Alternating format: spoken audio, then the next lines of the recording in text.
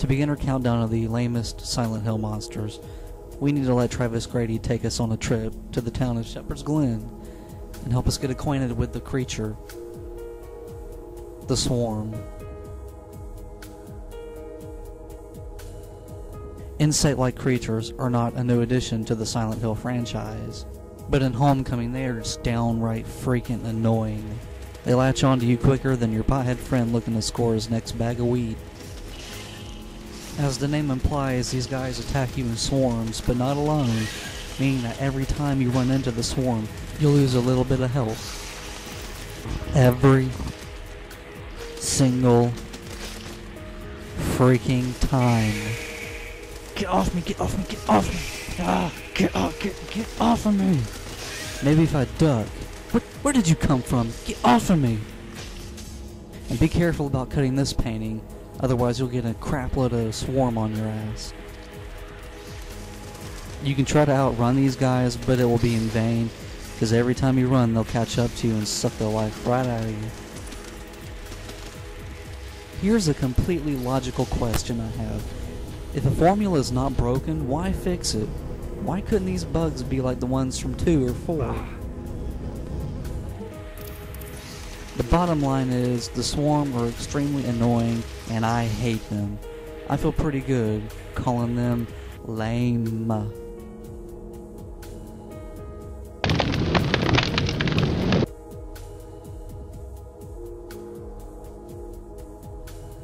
For number 4 on our list, we need to travel back a decade in time to the original Silent Hill.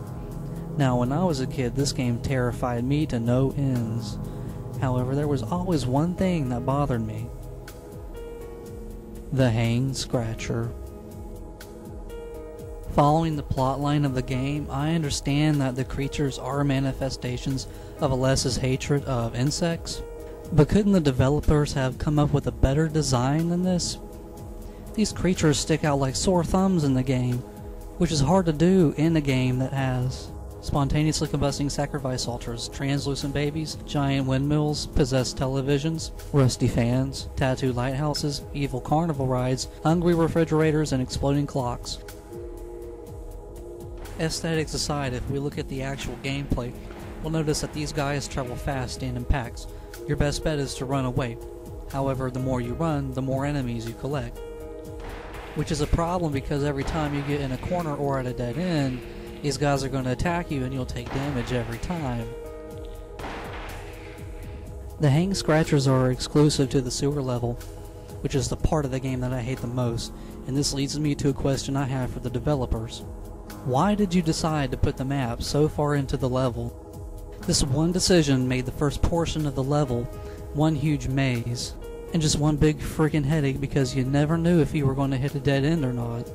Meaning every time you hit a dead end, you'd have a whole bunch of Hang Scratchers on your back, forcing you to run away and miss key items just because you don't want to die. Even with a map, it's still hard to navigate the sewers, and it doesn't help to always have these guys on your back. I feel pretty good labeling these guys as lame.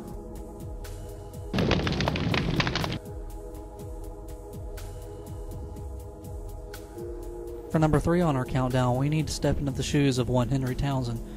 Now, a lot of the fans say that Silent Hill 4 is the worst installment in the series, and it should make sense really. This was originally a title that was separate from Silent Hill, but during development they changed it to The Room. Now, I have a lot of complaints about this game, but one thing I absolutely despise is the gum head.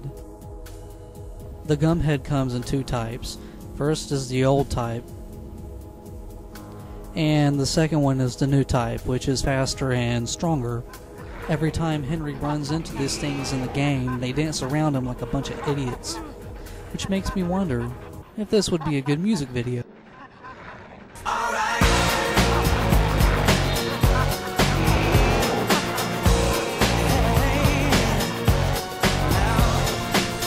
my God, we're back again.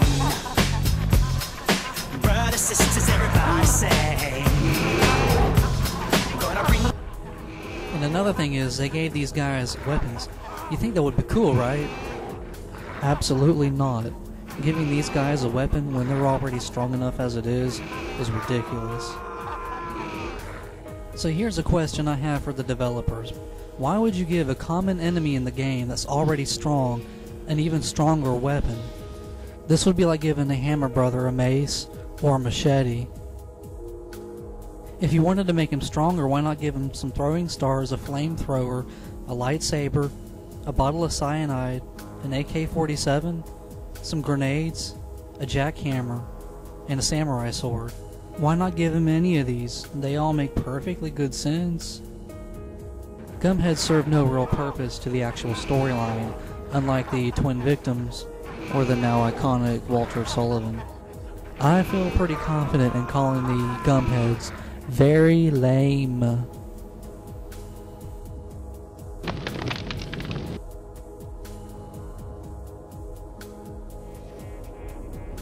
For number 2 on our countdown, we need to take a step into the boots of Heather Morris, or Cheryl Mason, whatever you like. Now, I absolutely love this game, but there was always one problem I had, and it was, of course, a creature. Well, nice talking. The Numbody. Numbodies were named for their pale frozen-like skin, and they like to hang out in damp, wet areas, which would be logical to think that you wouldn't find them in a subway car, right? What's up with this? It's brightly lit, and there's no water or darkness. This makes as much sense as putting a platypus on top of Mount Everest and saying that he claims the world. It makes absolutely no freaking sense. Numbodies come in small types, medium types, which are a little bit faster and stronger, and the large ones, which are the fastest and the strongest, which is a huge overstatement. These guys are so slow. If you were playing Monopoly, you would have time to put hotels on Oriental Avenue, St. James Place, Ventnor Avenue, Marvin Gardens, North Carolina Avenue, Pennsylvania Avenue, Park Place, and Boardwalk before he ever freaking attacks you.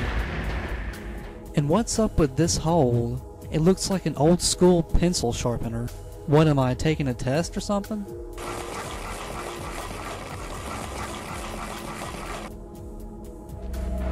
So to summarize, the Numbodies are slow, weak, and a complete waste of my time. I feel pretty good calling them extremely lame.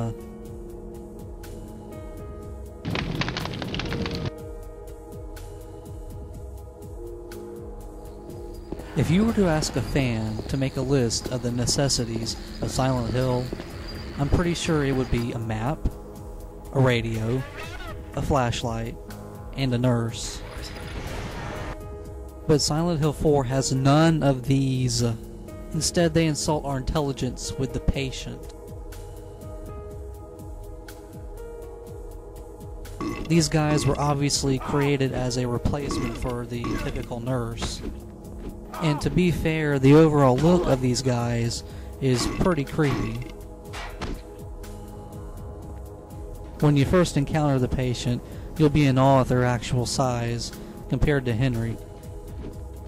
They have a tendency to get up on you in gangs and attack you, and whenever you get attacked, you'll take quite a lot of damage.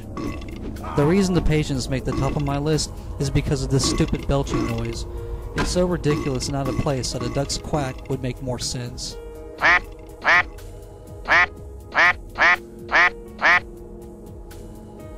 Today I've taken a look at the stupidest, most asinine, most complete waste of time creatures that developers have ever created for the Silent Hill series. I have a lot I want to say to these guys, but I just don't know how to say it. But I think Heather Morris said it best. Take it away, Heather. Get you for this!